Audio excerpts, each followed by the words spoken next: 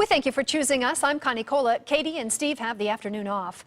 Well, the Prescott fire chief is speaking out for the very first time now since he turned in his letter of resignation to the city.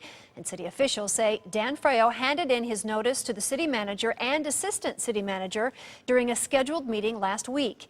ABC 15's Navita Forgani is live in Prescott for us tonight.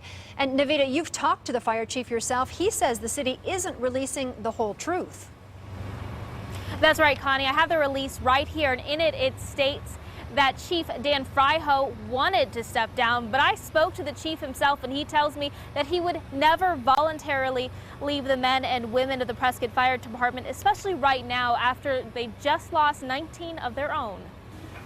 We'll miss you, Chief. It was an emotional day for Prescott Fire Chief Dan Freo. Good luck, Chief. Well, we will miss you. Today is the last day Chief Freo will ever be in this building. It was a surprise to me. I wasn't prepared for it, but it is a way of doing business. City officials announced today Freo turned in his letter of resignation. He weathered a lot of difficult issues.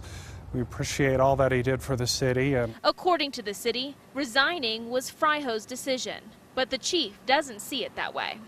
No, I did not request to leave the city. Freo tells me both sides had an agreement to give 30 days notice of termination. Who terminated the agreement? The city manager did, yeah. So this was not your choice? It was not my idea. And while city officials are publicly sticking to the original statement, the city did not ask him to resign, or he was not threatened of termination. Top city officials like the assistant city manager are staying tight-lipped. Was this termination voluntary? I have no comment. Come on in.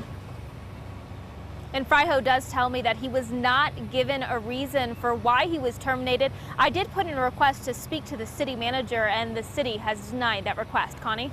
And Navita, any word on what happens to the chief now? Does he have any future plans?